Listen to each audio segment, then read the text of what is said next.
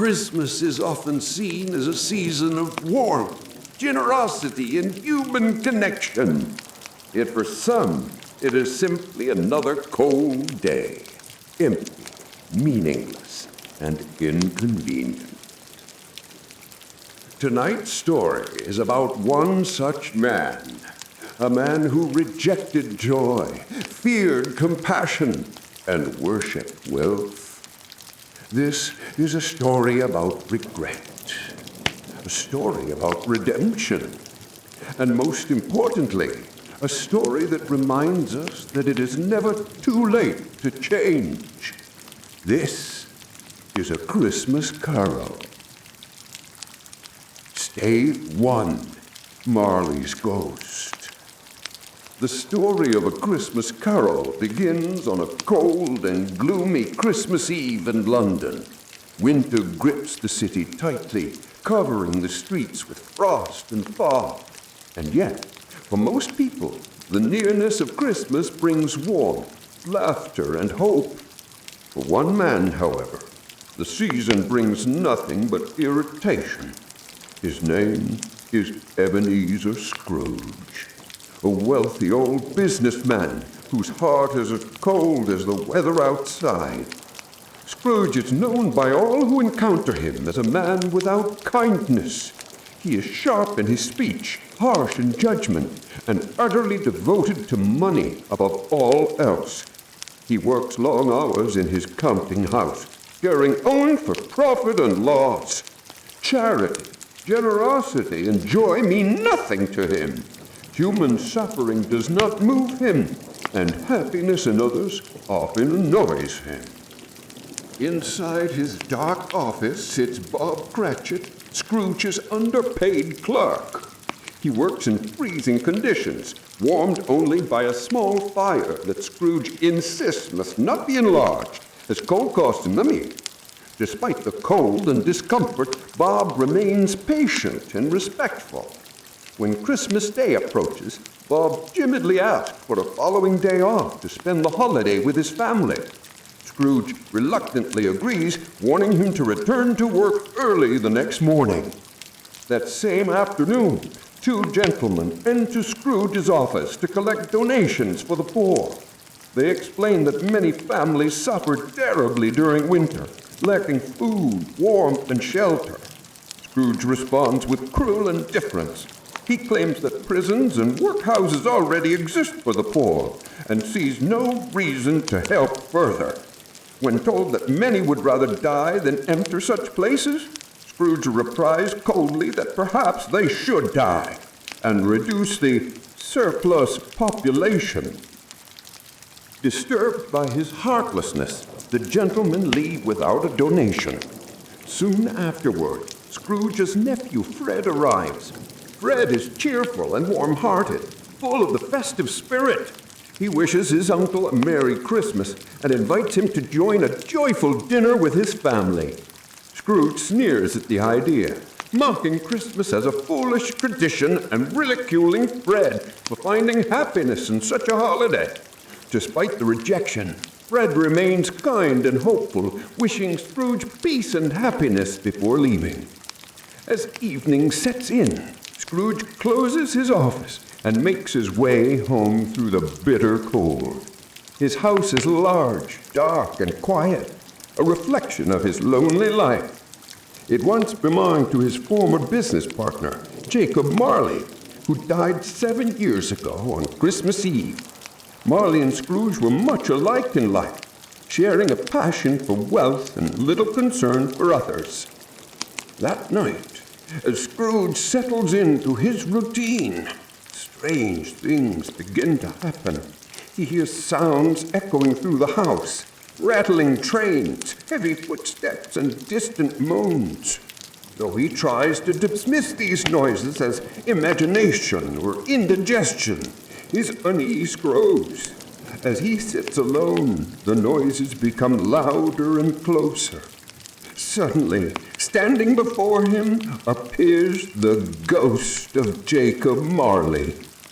Marley's face is pale and sorrowful, his body transparent. He's wrapped in heavy chains made of ledgers, cash boxes, and keys, symbols of the greed and selfishness that defined his life. The sight fills Scrooge with terror. At first he tries to deny what he sees, convincing himself that it must be a trick of the mind. But Marley speaks, and his voice is full of anguish. Marley explains that he is condemned to wander the earth after death, bound by the greed he embraced in life. The chains he carries were forged by every selfish act, every moment of indifference to the suffering of others. With deep regret, Marley tells Scrooge that he had the chance to help people, but chose profit instead, and now he must pay the price. More terrifying still is Marley's warning. Scrooge is forging an even heavier chain for himself. Unless he changes the path of his life, he will share Marley's miserable fate. Marley then reveals his purpose for appearing. He tells Scrooge that there is still hope, one last chance to escape such a destiny. To help him, 3 spirits will visit Scrooge before dawn: the ghost of Christmas past, the ghost of Christmas present, and the ghost of Christmas yet to come. Each spirit will show him truths he must confront. As Marley prepares to leave, the walls seem filled with wandering spirits. Countless ghosts who once lived selfish lives and now suffer endlessly, watching the misery of humanity without the power to help. The cries echo through the night, a haunting reminder of the cost of ignoring compassion. With a final warning, Marley disappears into the darkness. Shaken to his core, Scrooge stumbles to his bed. Though fear grips him, exhaustion soon overtakes his body. Still doubtful of what he has witnessed, yet deeply disturbed, Scrooge falls into an uneasy sleep, knowing that the night is not yet over, and that powerful forces are about to change his life forever. Please like the video and subscribe for more immersive storytelling content. Stave 2, The Ghost of Christmas Past. As the church bell strikes 1, a strange light fills Scrooge's bedroom. He awakens suddenly, uncertain whether he is dreaming or awake. Before him stands a spirit unlike anything he has ever seen. A figure both young and old at once, gentle in appearance, yet powerful in presence. This is the ghost of Christmas past, sent to show Scrooge the truth of his own history. The spirit speaks calmly but firmly, announcing that it has come for his welfare. Though frightened, Scrooge submits, and the spirit takes him by the hand. Instantly, they pass through the walls and are transported far away beyond the city of London, into the countryside of Scrooge's childhood. Snow-covered fields sketch before them, and Scrooge recognizes the place at once. He is overwhelmed with emotion as memories long forgotten rush back to him. They approach a familiar building, his old school. Through the window, he sees himself as a young boy, sitting alone by the fire, quietly reading. It is Christmas, yet no family has come for him. He has been left behind, lonely and forgotten. For the first time in many years, Scrooge feels deep sorrow not for others, but for his own past. He watches the boy he once was and realizes how isolated and unloved he felt. Tears well in his eyes, and he admits that he would now gladly show kindness to a caroling child if given the chance. The spirit then moves forward in time, showing Scrooge a happier memory. His younger sister, Fan, appears full of warmth and love. She tells her brother that he is going home, that his father has changed and wants him back. Scrooge feels a sudden wave of gratitude and regret, knowing that Fan later died young, leaving behind only her son, his nephew Fred. This memory softened Scrooge's heart further, reminding him of love once freely given. The scene shifts again. Scrooge now sees himself as a young apprentice working under Mr. Fezziwig, a generous and joyful merchant. The room fills with music, laughter, and dancing, as Fezziwig throws a Christmas party for his employees and their families. The joy is simple, but sincere. No great wealth is spent, yet everyone is happy and valued.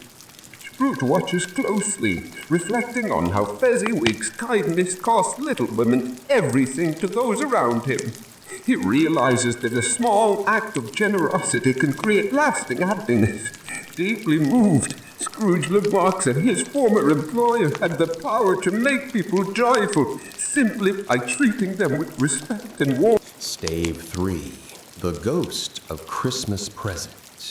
Scrooge awakens once more, expecting fear and darkness, but instead he is surrounded by warmth, light, and joyful sound. Laughter echoes through the room, and the scent of a rich feast fills the air. Before him stands a towering, cheerful spirit, clothed in a green robe trimmed with white fur. This is the Ghost of Christmas Present, bright-eyed and kind, radiating generosity and life. The spirit greets Scrooge warmly and invites him to observe the joy of Christmas as it exists in the here and now. With a wave of his hand, the walls of the room dissolve, and they rise above the city of London. Below them, the streets are alive with celebration. Shops are decorated, families hurry home with packages, and the cold air feels less bitter because of shared cheer. Their first destination is a small, humble home, the house of Bob Cratchit, Scrooge's clerk. The spirit leads Scrooge inside, and what he sees surprises him deeply. Though the house is modest and worn, it glows with warmth and happiness. Bob returns home joyfully, greeting his children with affection. Christmas is being prepared with care, despite limited means. Mrs. Cratchit works hard to prepare a simple but beloved meal. The children chatter excitedly, proud of every small detail. At the center of the family sits Tiny Tim, Bob's youngest son. Fragile in body, but full of spirit. He walks with a crutch and wears a brace, yet his face shines with hope and kindness. As the family gathers to eat, Tiny Tim raises his voice and says, "God bless us all, everyone."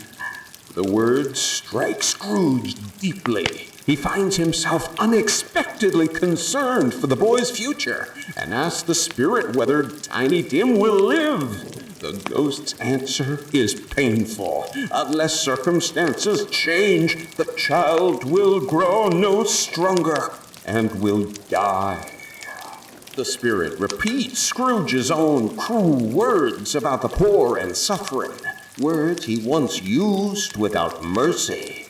Shamed, Scrooge lowers his head, unable to reply. The journey continues across the city and beyond.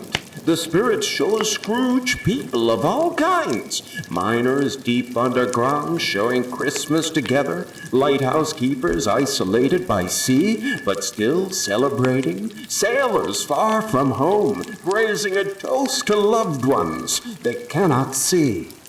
None of these people are wealthy, yet each carries the spirit of Christmas in their hearts.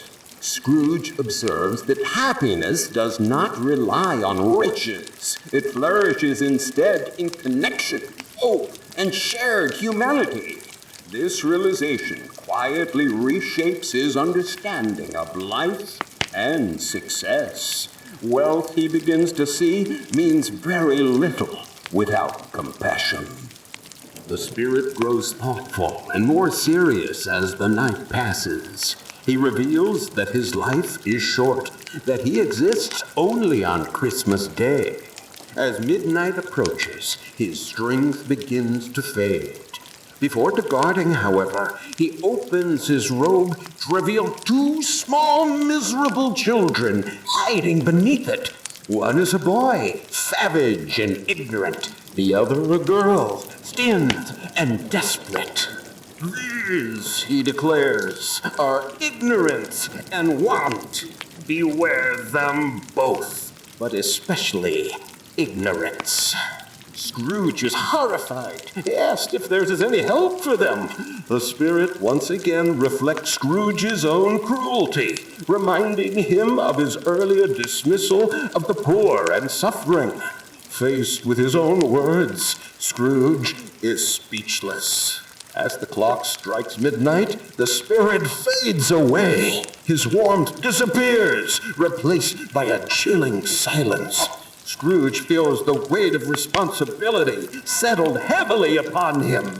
He now understands that poverty, neglect, and indifference are not distant problems. They are the results of choices made by people like him. In the shadows, Scrooge senses another presence approaching, silent, dark, and foreboding. He knows instinctively that the final spirit is near, and that the lesson to come may be the hardest of all. With his heart heavy, but newly awakened, Scrooge waits.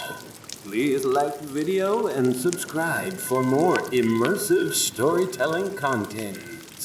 Stave 4, The Ghost of Christmas Yet to Come. A deep and dreadful silence fills the room. Where moments ago warmth and laughter existed, now there's only darkness. Slowly, a tall, shadowed figure emerges. It is cloaked in black, his face hidden, its presence overwhelming. This is the ghost of Christmas yet to come, the final and most terrifying spirit. Unlike the others, this ghost speaks no words. It communicates only through gesture, pointing its hand towards scenes Scrooge must witness. Already trembling, Scrooge follows, knowing instinctively that what lies ahead will be painful. They find themselves standing among a group of businessmen engaged in careless conversation. One man mentions the death of a wealthy individual. The others respond not with sorrow, but with boredom and mockery. They laugh about the man's loneliness and agree that his death is of little importance. Scrooge listens carefully, disturbed by their indifference. The scene changes. They now stand in a dark, filthy room where thieves gather to sell stolen goods. Curtains, silverware, clothing, and even bed sheets are traded without shame. A woman reveals that these items were taken from the home of a dead man. Not one of them express regret. They mock the dead man for living unloved and dying unmourned.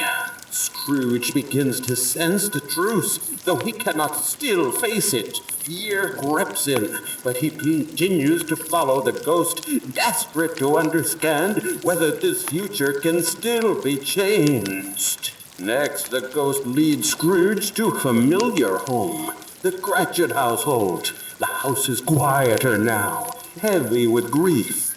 Bob Cratchit enters slowly, his face pale with sorrow. The family gathers in silence, struggling to maintain strength after a devastating loss. Tiny's crutch rests in a corner. Tiny Tim is dead. Bob speaks gently to his children, sharing how bravely Tim faced each day, how much light he brought into their lives. He tries to comfort them, but his voice trembles. Mrs. Cratchit fights back jeers. The family clings to each other, united by love, but broken by loss. This scene shatters Scrooge completely. He turned looked at the ghost, begging to know if this future is fixed or if change is still possible. The ghost does not respond. They move onward into a gold churchyard. Snow lies unevenly across crooked tombstones. The ghost finds toward a neglected grave, swallowed by shadow and forgotten by the world. Scrooge approaches slowly. His heart pounds as he clears away the frost from the stone. The name carved into it is his own, Ebenezer Scrooge. Terror overtakes him. Overwhelmed by remorse, Scrooge collapses to his knees. He weeps openly, broken at last by the full truth of his life. He realizes that wealth brought him nothing but isolation, and that his selfishness stole not only joy from others, but meaning from himself. With desperate sincerity, Scrooge cries out to the spirit. He promises to honor Christmas in his heart, to live with generosity, kindness, and compassion every day. He pleads for the chance to change, to become a better man, to prevent this dark future from coming true. As he clutches the ghost robe, it begins to dissolve. The terrifying figure shrinks, fading into the shape of a bedpost. Darkness lifts. Scrooge awakens, gasping for breath, alive and trembling, but filled with hope. Please like the video and subscribe for more immersive storytelling content. Please like the video and subscribe for more immersive storytelling content. Stay 5, the end of it. Scrooge awakens suddenly, his heart pounding, his breath quick and shallow. For a brief moment he cannot tell whether he is alive or dead, dreaming or awake. Then he hears something wonderful, the ringing of church bells. Bright sunlight pours through the window, banishing the shadows of the night. It is Christmas morning. Overcome with joy, Scrooge leaps from his bed, laughing aloud. The fear, regret, and darkness that weighed upon him only moments earlier vanished, replaced with gratitude and relief. He realizes that the spirits have given him the greatest gift of all, a second chance. Scrooge rushes to the window and calls down to a passing boy in the street. His voice is cheerful, full of energy. He asks the boy if the prize turkey is still hanging in the butcher's shop. When the boy says yes, Scrooge instructs him to buy it immediately and deliver it to the home of Bob Cratchit without revealing who sent it.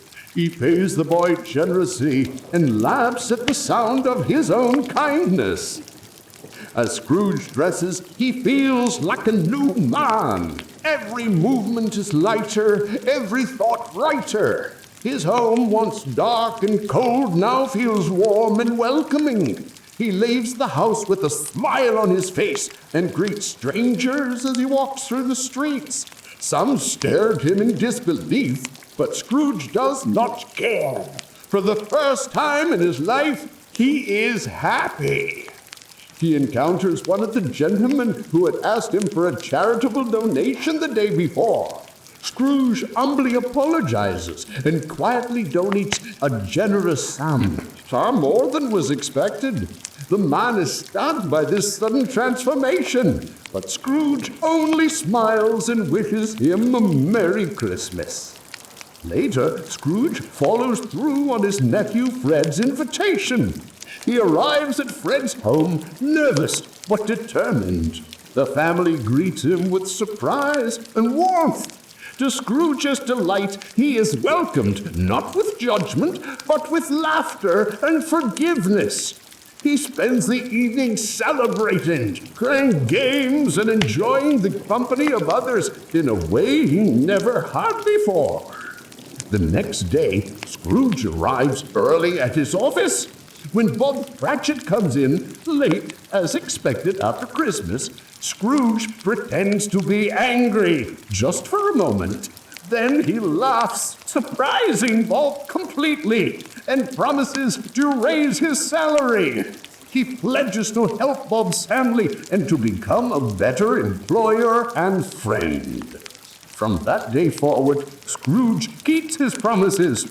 He becomes a second father to Tiny Tim, providing the care and support the boy needs to recover and thrive. Tiny Tim lives, strong in spirit and body, and continues to bless everyone around him with kindness. Scrooge's reputation changes throughout the city. Where once his name inspired fear and resentment, it now raised smiles and gratitude. He becomes known for generosity, fairness, and warmth. He helps the poor, supports his community, and treats people with dignity and respect.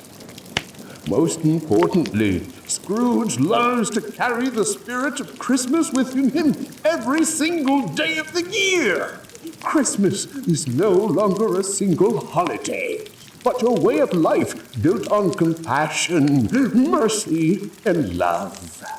And so it is said of Ebenezer Scrooge that he knew how to keep Christmas well, if any man alive possessed that knowledge. Ebenezer Scrooge's story is not just about Christmas.